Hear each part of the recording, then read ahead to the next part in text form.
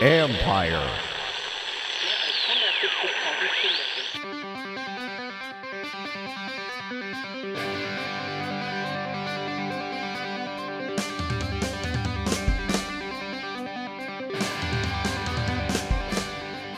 Welcome to the latest edition of All's Caps with former Capitals defensemen Karl and Brooks Orpik. I'm AP hockey writer Steve Wino. Brooks, thanks for joining us.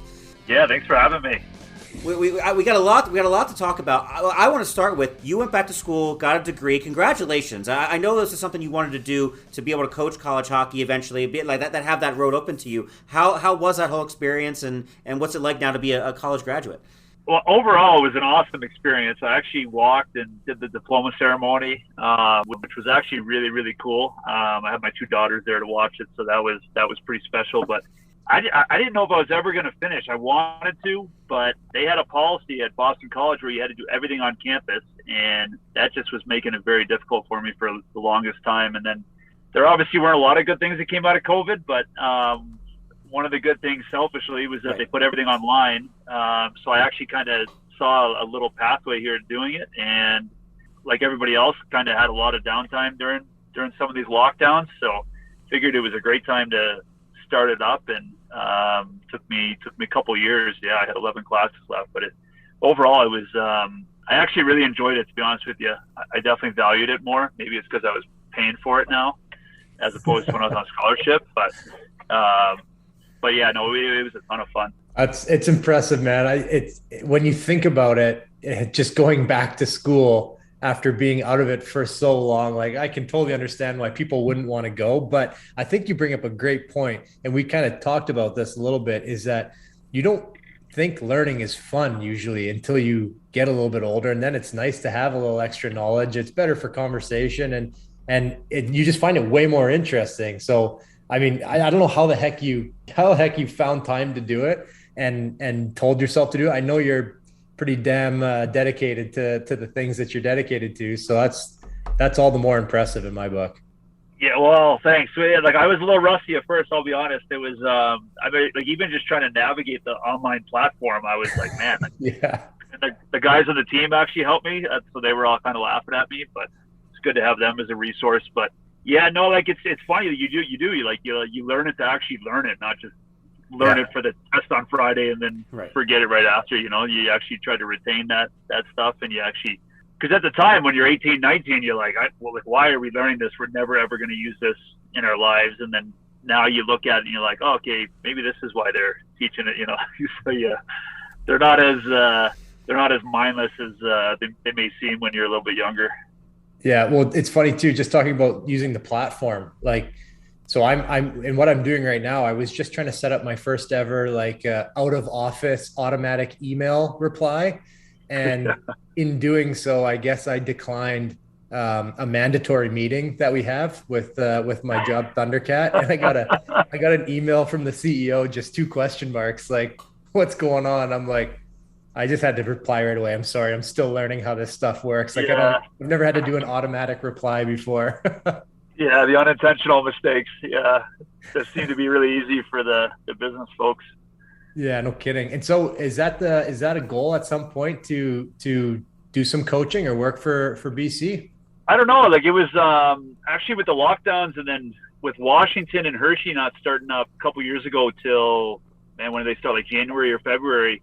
It was a little bit different, because I thought it would have been the other way around, because it seemed like the colleges were a little more strict, but the colleges actually started, or some of them started in October with a kind of a semi-normal schedule. So I just wanted to get out of the house at that point. So I started volunteering at BC, and actually had a lot of fun with it. And then it was a little bit tougher this year trying to juggle it with the Washington schedule. And I told the BC coach, I said, hey, like, this isn't going to be the same as the lockout or the lockdown year where I could come almost every day. I go, like, I'm gonna have the washing stuff, and I'll get here when I can. So it's a little bit trickier, but we made it work, and I know they were super grateful for the times I could get there. Yeah, well, congratulations on the degree. Let's take a break, and when we come back, Karl has some kind of Capitals, Penguins questions for you, and then the third segment, you get to deal with Karl's stupid questions, which TJ Oshie last week aced for us. Oh boy! All right, we'll be right back. You're on All's Caps. FX presents The Old Man. In Afghanistan, they called him the beast that eats everything. You're about to drive this to a place you're not gonna like. Academy Award winner Jeff Bridges. You have no idea what I did, who I was. Golden Globe winner John Lithgow. This is not something to underestimate. Amy Brenneman. It matters to me that you make it out alive. What I'm built for is defending things that need defending. FX's The Old Man. All new Thursdays on FX. Stream on Hulu. Welcome back to All's Caps with former Capitals defenseman Karl Elsner and former Capitals defenseman Brooks Orpik. I'm AP hockey writer Steve Wino. You got a rare kind of position, Brooks. You played with Sid, you played with Ovi, you played the Penguins, Caps. They're obviously different players, different places. What was it like? What was the culture like from Pittsburgh to Washington? Because I remember a lot of the stuff when you and Matt Niskanen came in was about kind of installing a culture, changing the culture. Did you bring stuff from the Penguins or from that experience into Washington? I don't think so necessarily. Maybe like tiny little things. Maybe you have an effect on other guys. But I remember coming into Washington, and I remember talking to Niski during free agency there, and we didn't really think it was going to be able to work like money wise, and then somehow they made it work. But no, like I think one of the talking to Matt, like one of the most appealing things was like how much talent was in Washington, and winning is so hard. I mean, you see it with some of these teams now. They're just trying to get over the hump, and I don't know how the GMs are as patient as they are sometimes without blowing it up and having knee-jerk reactions. But even the years that you win it, you look back and you're like, man, like one little bounce, like that whole thing could have gone in the wrong direction. So you need some luck too. But yeah, no, I guess going back to the original question, no, like I don't really think it was. I mean, you look at some of those. I remember some of those series when Washington, before we got there, like especially the Rangers series. I mean, those series were so tight, and a lot of the teams that win now. You go back to like their first round matchups. Like a lot of those are like some of their toughest matchups. Just getting through the first round. So, and like I said, like one different bounce or bad bounce, and sometimes those Stanley Cup champions are out in the first round. So, I don't think there was really all that much to do. I mean, there were some small things. I don't think any of the players. I mean, Barry Trotz probably had a lot larger effect than any player that came in. Well, I'll say for one. So you I think had a massive impact on Carly. I think that was huge. Being able to see, because you changed the food for us was one of the things you definitely changed the way that we. Yeah, you worked on it, and I think that was big. I think the dedication that you brought and the professionalism you brought to the game helped me and Carly out a ton. Same thing with Niski.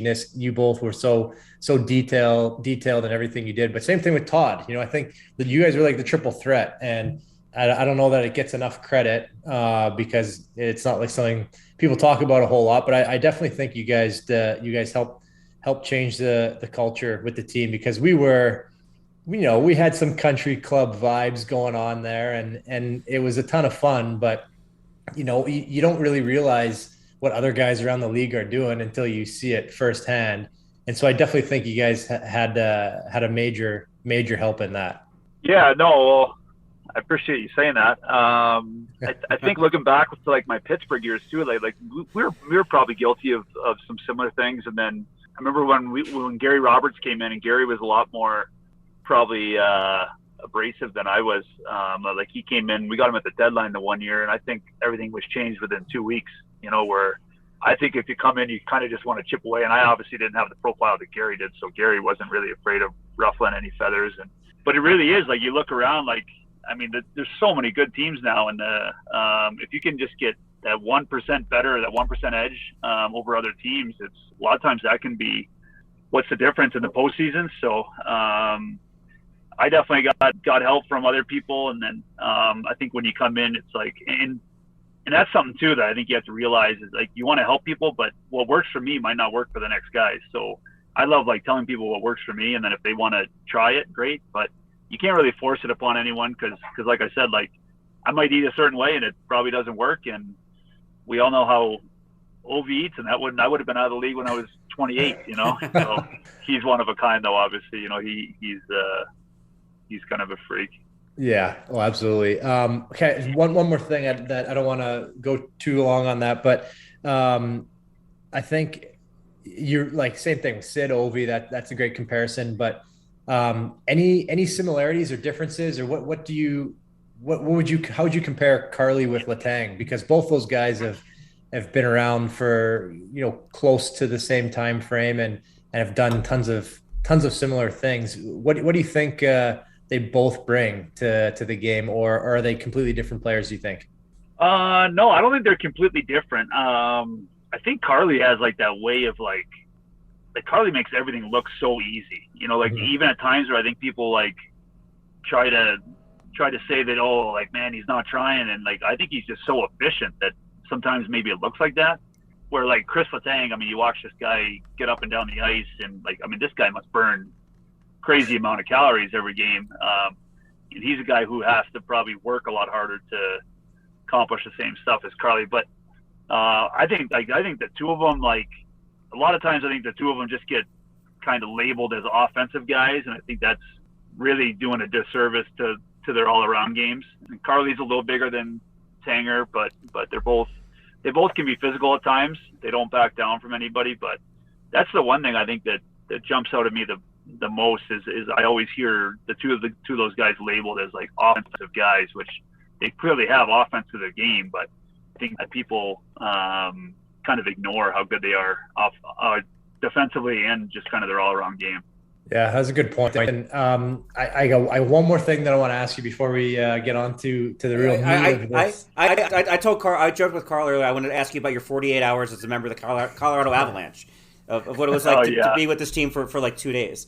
Man, I'm trying to think of what it was. Somebody sent me a photo. I think it was when we played out there the next year, and somebody actually wasted $200 or whatever it is to actually get a jersey made up with my number and name in Colorado. And I'm like, I got a chuckle out of it, but I'm like, that's $200 kind of down the drain. But yeah, no, I mean that was pretty interesting. It was interesting because when I signed with Washington, like those were kind of the last two teams that I had it down to. So it's kind of interesting that's how it worked out. And then like Joe Sakic was really good about kind of working like a buyout there, which enabled me to go back and sign with Washington. So something that I think actually cost Colorado a cap hit, which I was kind of surprised they did it, but he said the owner gave him the okay to do it. So, so that's why I'm cheering for them this year. He did. So, yeah. Joe did the right thing. Joe did right by you.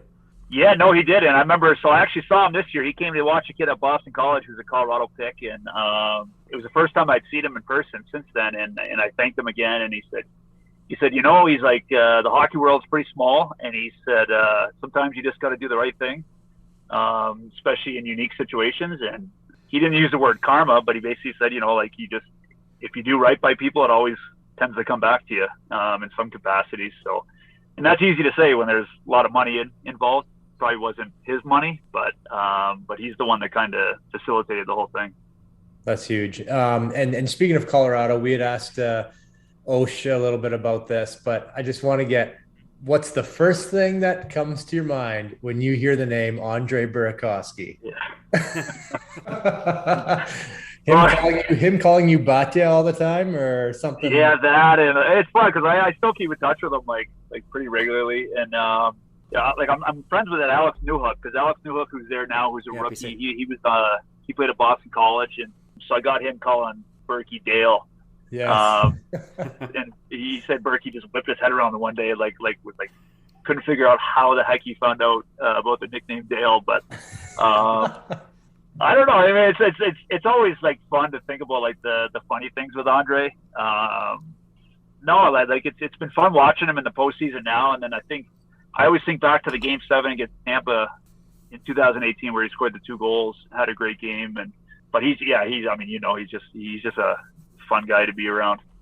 He really is. Me and Osha, when Wino asked me and Osha about him, we both just had big shit-eating grins because that's just the way he is. He's a tough one to describe. You just got to kind of experience it for yourself, Yeah, exactly. Yeah, so we're asking about this because I'm in Denver right now. We're recording this while I'm in Denver for the Stanley Cup Final. When we come back on All's Caps, Brooks Orpik will be the latest victim of Carl's stupid questions. Guys, are you looking for that extra confidence when it's time to have fun?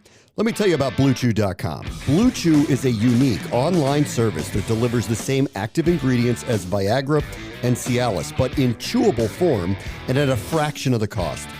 Blue Chew's tablets help men combat all forms of ED. Blue Chew is also an online prescription service, so no visits to the doctor's office, no awkward conversations, and no waiting in line at the pharmacy. And it ships right to your door in a discreet package. The process is simple. Sign up at BlueChew.com, consult with one of their licensed medical providers, and once you're approved, you'll receive your prescription within days. And the best part, all done online. Blue Chew's tablets, made in the United States, and they prepare and ship direct, so it's cheaper than a pharmacy. And here's a special deal for our listeners. Try Blue Chew free when you use promo code CAPS at checkout. Just pay $5 shipping. That's BlueChew.com, promo code CAPS, C-A-P-S, to receive your first month free. Welcome back to All's Caps with former Capitals defenseman Karl Alzner and Brooks Orpik. I'm AP hockey writer Steve Wino. And now for Brooks to see if he can top Lenny Oshie and TJ Oshie's leading score on Karl's Stupid Questions. Yes, you get some big and little shoes to fill here, but I'm sure you'll good do. luck following that. Yeah, it's tough. As soon as you brought Lenny in, we knew it was game over. She had some really good answers too. She threw out pirate booty as her favorite snack, which, I'm sure you eat a lot of pirate booty, hey? I don't know if Osh needs any help either. Osh is like that annoying guy that's just good at everything too and wins everything. Yeah. So, yeah, that's a good point. Very good point. All right, well, let's get going here. Okay, so of the meals of the day, which one's your favorite, and what is that meal? What's the favorite meal that it is? If it's steak or whatever you're eating these days. I'd say the favorite is breakfast now, and it has nothing to do with the food. It's just because I get up. It's the only hour I have that's quiet in the house. It's usually like a bowl of oatmeal or something. But it's really just because it's like you get up and the kids are still sleeping for another hour, so it's like the most peaceful time in the house. So that's the short answer, I guess. You know what though? It's like anyone who's a parent with young kids realizes just how sacred that moment is in the morning when it's still quiet. Oh man, I know. My little one reverted back to getting up at like 5:30 for a little window, and it was not going over well. So, but she's back to sleeping in, which is good. Oh, that's unbelievable. Okay, so I want you to think back to when you were on the Bird all those years. Would you say you are overall up money or down money? And who do you think is down the most of all the players you've played with? That's actually a great question. I think I'm up money. Boy, oh boy, who's down the most? That's a tough one.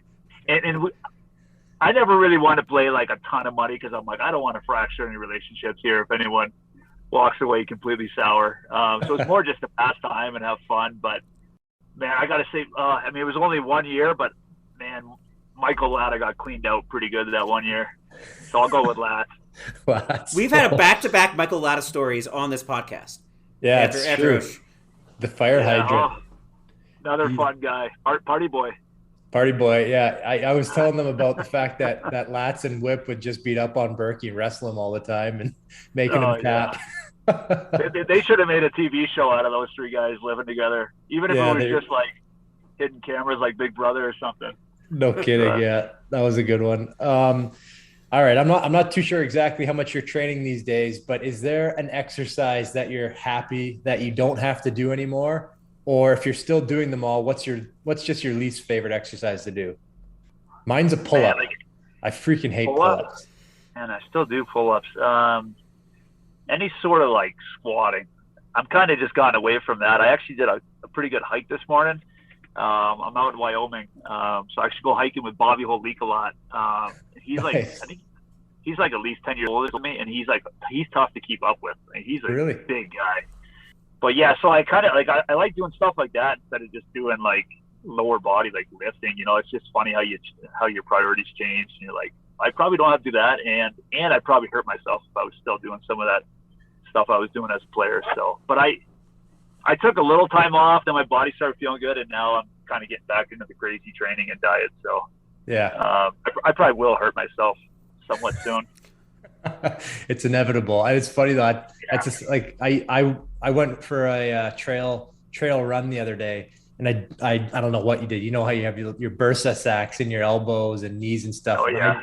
I did something there, but man, was I hobbling around after that. But that's usually what I do. Same thing. Like I'd rather hike and do that kind of stuff versus really pounding away. But your body finds a way to screw you over in the end sometimes when you've beat it up for 20 years or whatever it is. Yeah. And the bounce back ability is not quite the same as it used to be. Yeah, no kidding. All right. On to the next one is everybody knows that you like to throw the weight around, a couple big hits, but can you think of somebody who hit you really hard or who you thought you ran into them and were like, holy smokes, like this is a big boy? Yeah, that's an easy one for me. This was either my first or second year in Pittsburgh. We were playing in Vancouver, and I mean, I remember the whole play. Like I was coming up the left side out of our zone, and I thought I had like a pretty clear lane.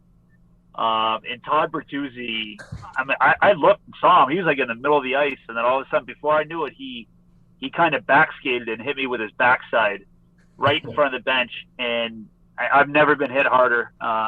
His whole backside hit me right in the stomach, and I had a mouth guard, pretty like good mouth guard in, which obviously is like, you know, it's custom, sits in there tight. And my mouth guard was at the far blue line after he hit me. Those lines went and grabbed it. Like that was the impact of the hit. And it was, I mean, if I was anywhere else on the ice, I would not have been able to get up. I was so close to the bench, I could like crawl in the door. And it was one of those ones where like I didn't do any like long-term damage. Like I was probably out there next shift, but for a good 30, 40 seconds, it literally felt like you were about to die. Yeah.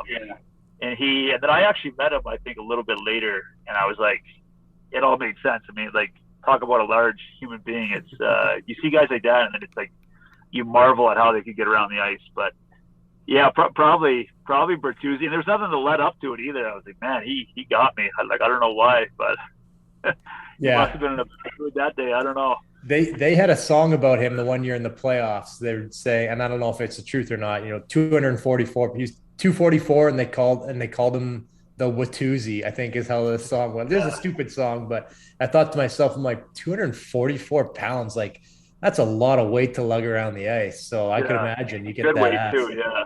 So that's crazy. Okay, got two more for you. I'm not sure. You just said you were getting back into working out and dieting and stuff, but do you have a guilty pleasure right now? What do you like to get after when you do?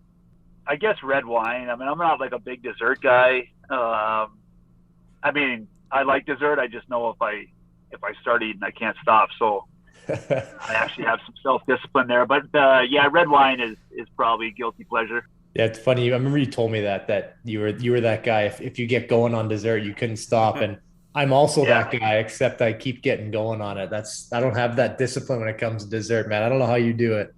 Well, that's what I tell Aaron. I'm like, Aaron, don't even bring this stuff in the house, because if I open the fridge and it's there, it's going to be gone. So like, just don't get it near me, you know? So, yeah. What's your wine of choice? Wine of choice? I like cabs. Like, I'm probably a little biased. I like California cabs. Same. My in-laws just went to France, and they it was actually, I guess it was, they told me it's my graduation gift, so they sent me some French wine. Yes. Which I think is at our house in Mass, sitting there. So, but like I say California, but like I'll be honest, I've never really ventured out much. Like I've kind of just stayed with California, like kind of one of those, you know, like if it's not broken, then don't fix it. But maybe it's time to kind of venture out and try some other stuff, Italian wine or Spanish wine or something. Call Joe B. Joe B's the wine guy. Joe B's the wine guy. Yeah, Joe B's the wine guy, and Locker's the beer guy, right? Along those lines. I think is that him or Alan May? One of those guys got their own brewery. Alan's got the beer. Yeah. Alan, yeah. So maybe Locker just drinks it. I don't know. I remember we were at a restaurant. It's funny, some things stick in your brain, but remember, I think you recommended two wines, Nickel and Plump Jack were the two that, and it's just weird that those two always have stayed in my head whenever I see them on a menu. And I don't remember if we tried them or not, but it's just one of those weird things that for some reason. I was saying, it's funny. And you always kind of like different labels, and you always have like some weird connection to like a certain guy or a certain kind of like dinner or event you were at, you know, so kind of fun. Like the time Jack Hillen ordered a $10,000 bottle of Screaming Eagle just to make the bill a little bit higher. At the end of the night when you couldn't even really piece the difference. Yeah, exactly. It was a joke. Better order that one first, right? Yeah. So. Of all guys, Hillen too, he's so quiet. Okay. Last one for you. Make you think a little bit here. Can you think of a hockey or sports term or any sort of word or phrase that you think is overused? So I'll give you an example. Like people seem to call everybody a GOAT now, or everybody's a legend, or obviously, or like I said, things like that. Like I say all the time. But is there one that comes to mind, something that you hate or you think is overused? Man, I'm trying to think. Because GOAT is definitely. I mean, that's getting kind of tired, right? I'm trying to think of one. Because there's only great. It is literally greatest of all time. How could there be? There can only be one. Yes. One, exactly. Right. But yeah, it's just thrown around so loosely, The word that's not a word is winningest. People say winningest all the time. It's not a freaking word. It's not even a word. It's not a word. Winningest coach. Yeah, it's not like it's a made up word. It's not even an actual word. Wow. Yeah. I'm trying to think. I can't even I know what I want to say. It's like in games, like media, like they'll ask you questions and guys are just like, it's just the way it was, or man, I'm trying to think that it is what it is. It is what it is. It is what it is. Yeah. Like that drives me crazy. Like kill me if you ever hear me say that, because that is just like, I mean, you might as well just say you don't want to answer the question, just put a little thought into it. But I mean that one to me just tells me people are just trying to avoid conversation or avoid a certain question.